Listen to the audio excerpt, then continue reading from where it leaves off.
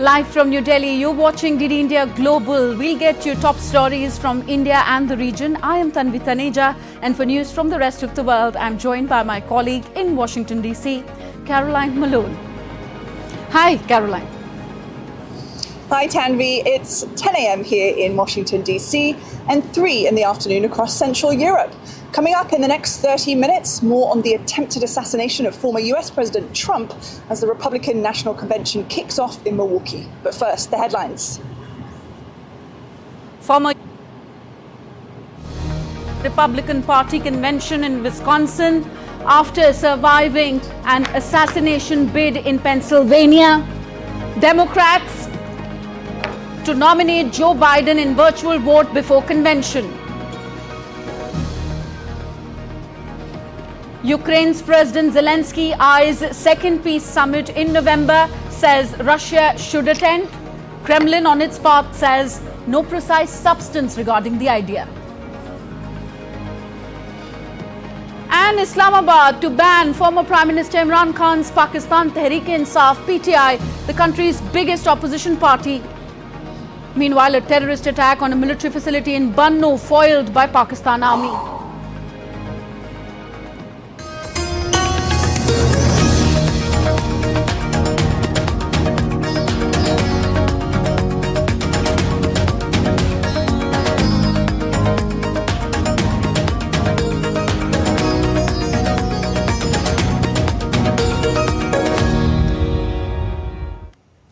First updates on the Russia-Ukraine conflict. Ukrainian President Volodymyr Zelensky has said on Monday that he aimed to have all the elements of a peace plan ready in November so that Kiev could convene a second follow-up international summit on his vision for peace. Ukraine held a first summit in Switzerland last month that was attended by representatives of 92 countries, but not Russia. Kiev said it could invite representatives from Russia to the next one. Zelensky made the remark in Kiev after returning from a visit to Washington last week for a summit of the NATO military alliance more than 28 months since Russia's full-scale operation. A Russian deputy foreign minister said last week that Moscow would not attend the follow-up summit, although the Kremlin has been less categorical and said that there was no precise substance regarding the idea of a second peace summit. Meanwhile, Ukraine's mobilization campaign is seeing an improvement in its efforts to replenish faltering enthusiasm among its troops. Ukraine's President Volodymyr Zelensky had lowered the draft age from 27 to 25 in April this year, which has helped boost the campaign. Regenerating troop manpower remains one of Kiev's central battlefield challenges, as reports of draft corruption has also upset the public. Russia is, on the other hand, recruiting around 30,000 troops per month in its war efforts. Estonia's Prime Minister Kaja Kallas on Monday submitted her resignation to take over as European Union's foreign policy chief later this year. Kallas was Estonia's first female Prime Minister. A staunch supporter of Ukraine, Kallas is succeeding Spain's Josep Borrell. Under her leadership, the small Baltic Republic of 1.4 million people became one of the biggest donors of military aid to Ukraine on a per capita basis. Kallas will remain as Estonia's caretaker prime minister until the next government is confirmed by early August this year. Meanwhile, Kallas's Reform Party has tapped climate minister Kristen Michel to become the next prime minister. DD India's Alex Cadier has more from Brussels. Well, Stuart, where she comes from is actually the first important point in the difference between her predecessor, Josep Borrell, hailing from Spain. She comes from Estonia, that is the country in the European Union which per capita has given the most support to Ukraine. And that was under Kaja Kallas's leadership, and that will be one of the most significant changes. She is seen as one of the most hawkish, firm politicians when it comes to standing up to Russia in the context of Ukraine, of Russia's invasion of Ukraine. The Baltic countries, of course, sharing a border with Russia, feel like the Kremlin's expansionism, as they view it, is a threat to their nations. And so that will be something that Kaja Kallas brings to the job. She is the third woman to do this job. Josep Borrell has been in post since 2019. He is on the way out, but significantly that shift will be about the EU's policy on Russia. But it's not entirely clear whether or not there will be a significant change, because in that role of High Representative for Foreign Affairs and European Commission Vice President that she will take up here at the EU's External Action Service in Brussels. She will be bound by the European Union's common position, which has to be agreed by all 27 member states, including Hungary, which has blocked very, very strong language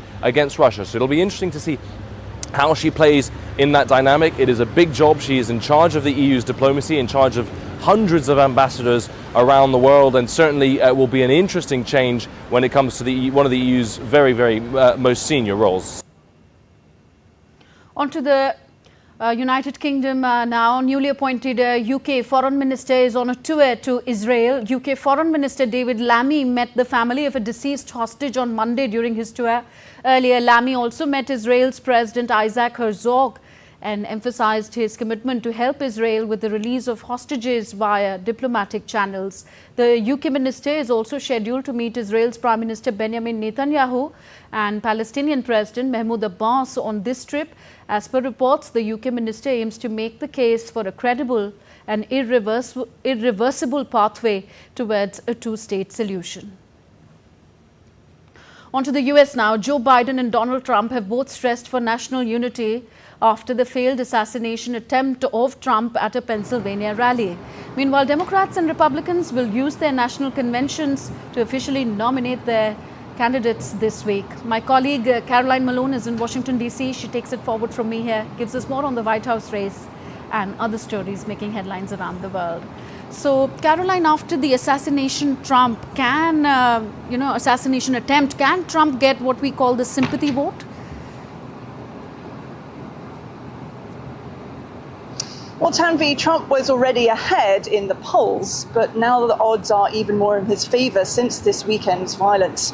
Trump will officially become the GOP nominee for president at this week's Republican National Convention after that incident in which he narrowly escaped an assassination.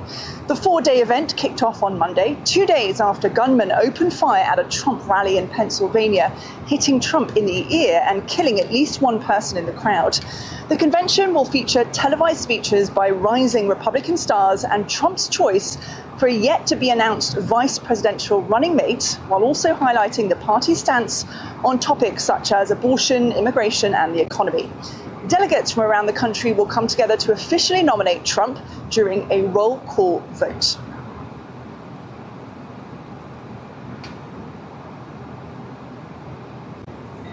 US President Joe Biden is still likely to receive the official nomination from fellow Democrats to run for a second term in a virtual vote that's planned for late July, despite questions over his age and mental capability. The nomination could happen at the Democratic National Convention in Chicago on August 19th. But Biden is under pressure from lawmakers, donors and activists to drop his re-election campaign in the wake of a bad presidential debate performance. However, Biden insists he's not going anywhere and says he's best equipped to beat Trump. Well, DD India's Benji Haya joins us now live from Washington, D.C. So, Benji, a lot happening in the last few days, but the political action will continue in Milwaukee as investigations by federal agencies are underway. What's the latest and what do we know about what actually happened in the shooting?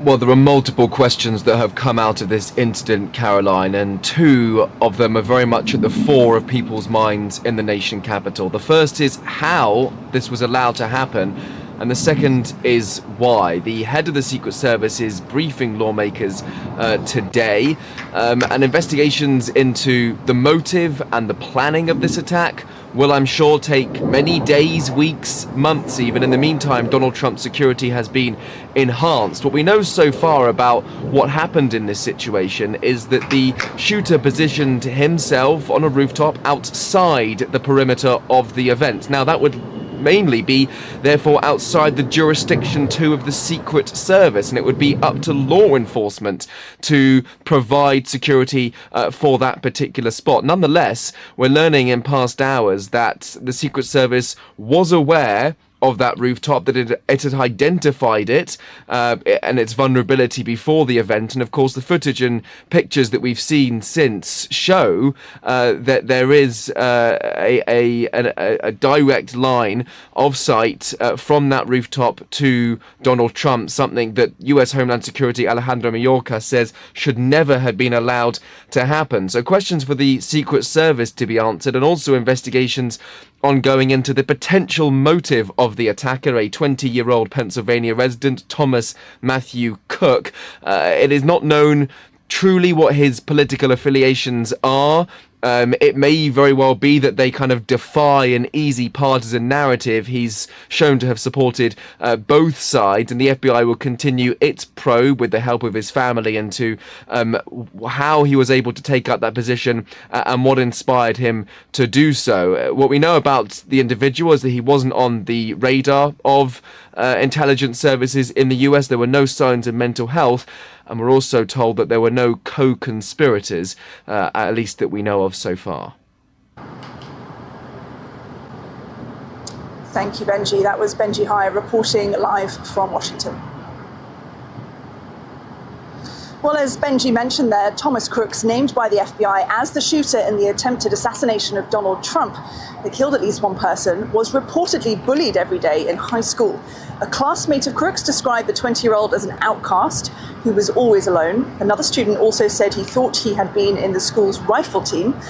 Crooks was shot and killed by the Secret Service seconds after he fired shots towards the stage where Trump was speaking in the state of Pennsylvania. I didn't have any interaction with him, but he was like a kid that was always alone. He was always bullied every day. And you know how kids are nowadays, so they're going to see someone like that and they're going to target him because they think it's funny or whatever. I don't want to say this is what provoked it, but you never know. Well, T-shirts featuring a picture of US presidential candidate Donald Trump just after he escaped that assassination attempt have gone viral on an online merchandise platform. The owner of a clothing merchant on a Chinese platform similar to TikTok called Douyin said around 40 of the T-shirts were sold within 24 hours. Prices range from $9 to $40. Well, the Kremlin has said that Russian President Vladimir Putin has not contacted Trump after the assassination attempt on that Republican US presidential candidate and has no plans to do so. But asked if security measures around Putin would also be beefed up, the Kremlin spokesperson said Putin had an appropriate level of protection and all necessary measures are being taken. The Kremlin said on Sunday it did not believe the Biden administration was responsible for Saturday's assassination attempt on Trump, but accused it of creating an atmosphere that provoked the attack. 55 Nobel Prize winners have signed an open letter urging Belarusian leader Alexander Lukashenko to free more political prisoners after a human rights group said 18 people were released at the start of this month. Appeal was signed by 3 winners of a Nobel Literature Prize, including Belarusian writer Svetlana Alexievich, as well as by 7 peace laureates and 45 winners in science and economics. But a rare pardon still leaves some 1,400 people behind bars for political activity in Belarus.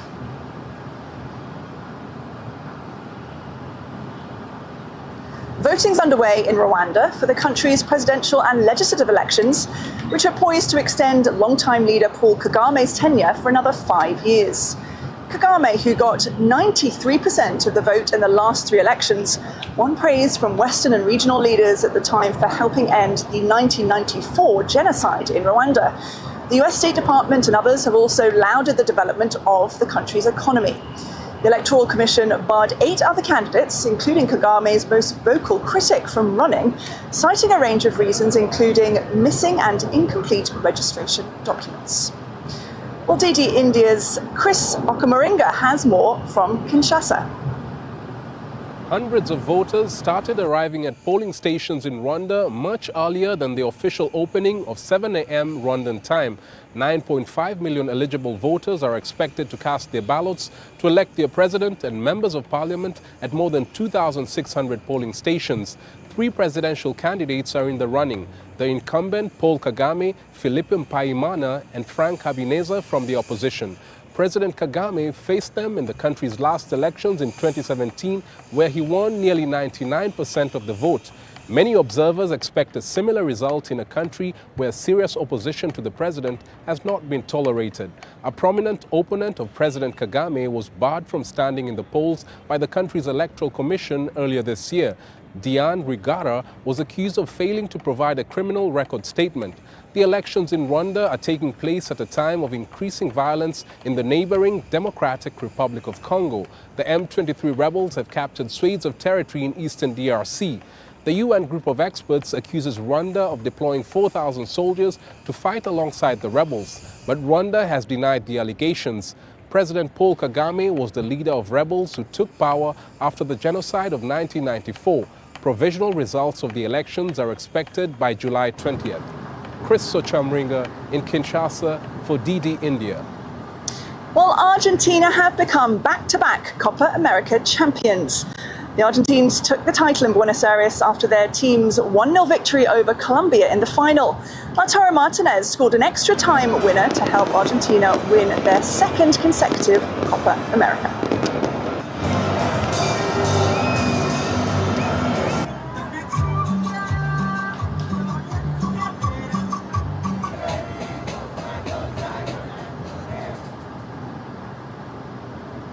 Well, that's it from me here in Washington. Back to you in the studio, Tanvi.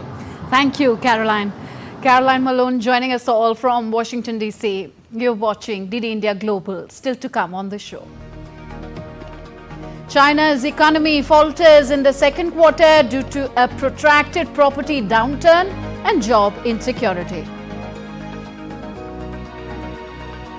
And India's exports increased by 2.56% to $35.2 billion in the month of June.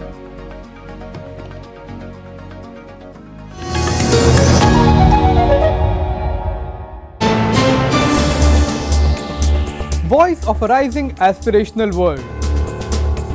Stories of challenges, struggles and accomplishment. A world battling conflict, hunger and poverty. Embracing growth, development, science and technology. A voice of progress, a voice of unity. Watch Voice of the Global South with me, Akshay Dongre, only on DD India.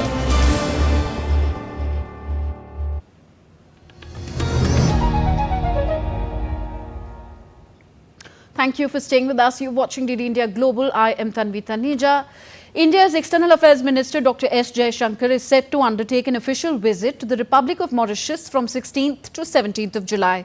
This visit marks one of the first bilateral engagements undertaken by India's Foreign Minister following his reappointment. It also follows the recent visit of Mauritian Prime Minister Praveen Kumar Jugnauth to India for the swearing-in ceremony of India's new Cabinet and Council of Ministers. India's External Affairs Minister had previously visited Mauritius in February 2021. During the visit, Dr. S. Jaishankar will call on the Prime Minister of Mauritius and review the various facets of the bilateral relationship.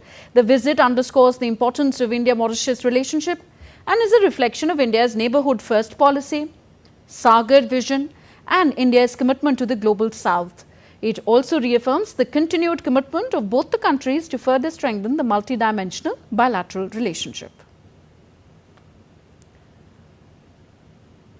Pakistan government is planning to ban Imran Khan's Pakistan Tehreek-e-Insaf PTI party.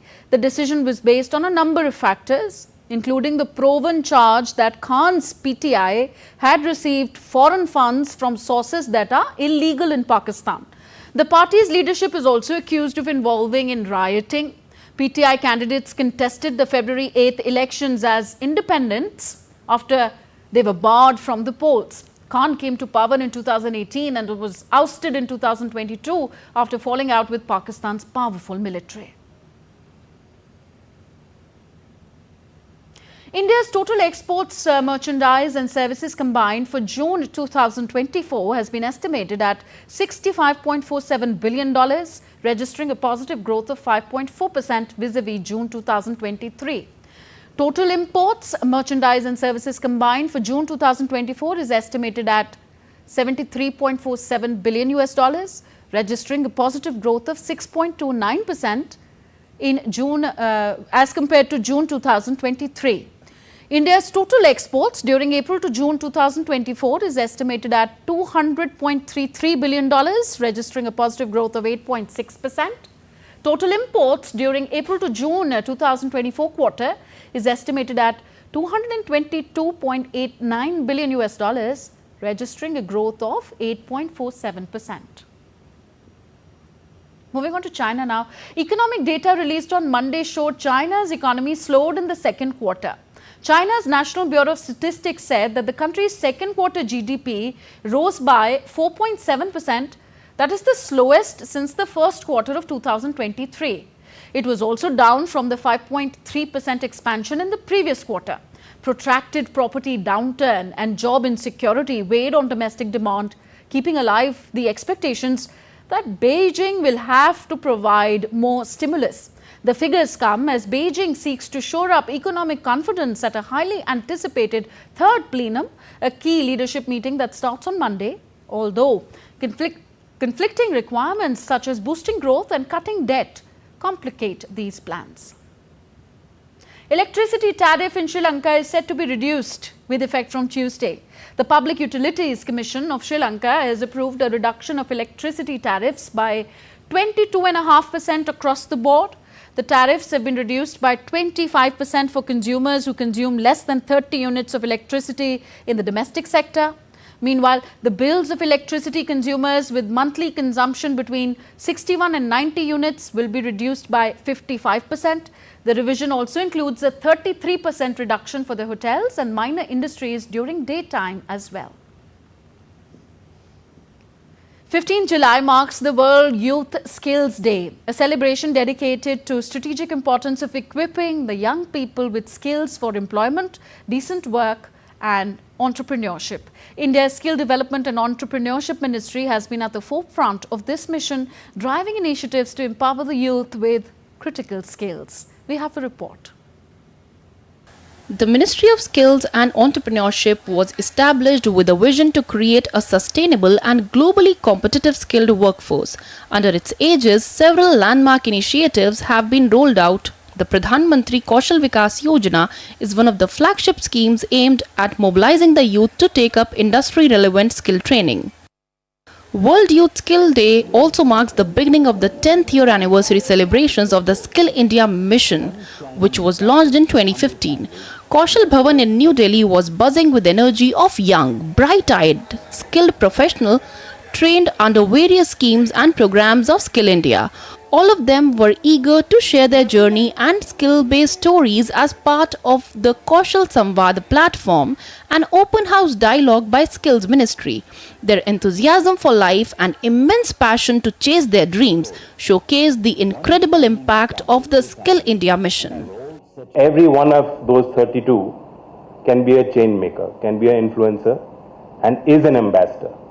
As Vedji said, rightly put it, because you are going to open pathways for so many others.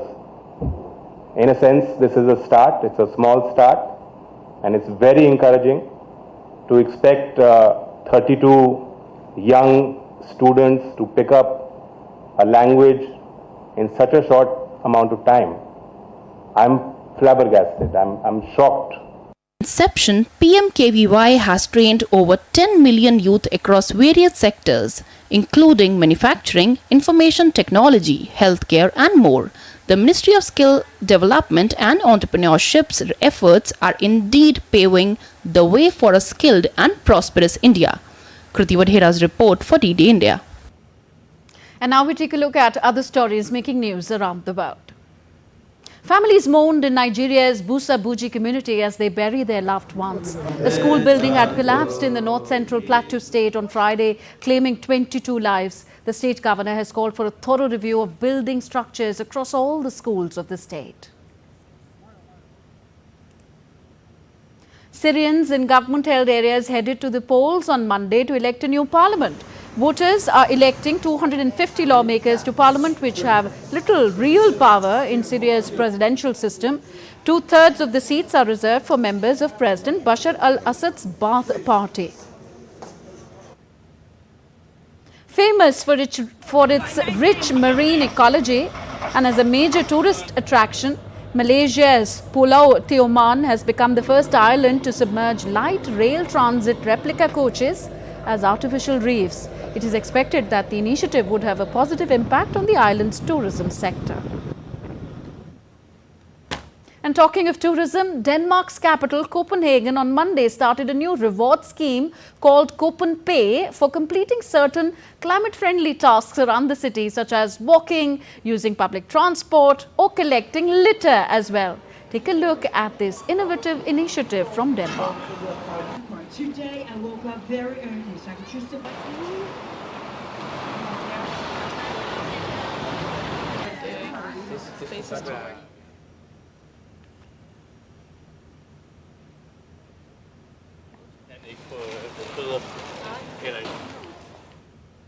So much for climate action. That's all for this edition of DD India Global. Do let us know your thoughts on the news of the day. Connect with us on our different social media handles, Facebook, X, formerly Twitter and Instagram at DD India Live. And for those on the go, you can catch all the latest news and updates on our DD India mobile app. The app is available on both Android and iOS platforms.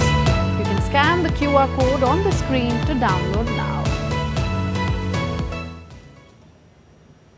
So that's it in this broadcast. We'll be back with more news as it breaks here on DD India. I'm Tanvi Taneja from my entire team here in New Delhi. Thank you for watching. Namaskar.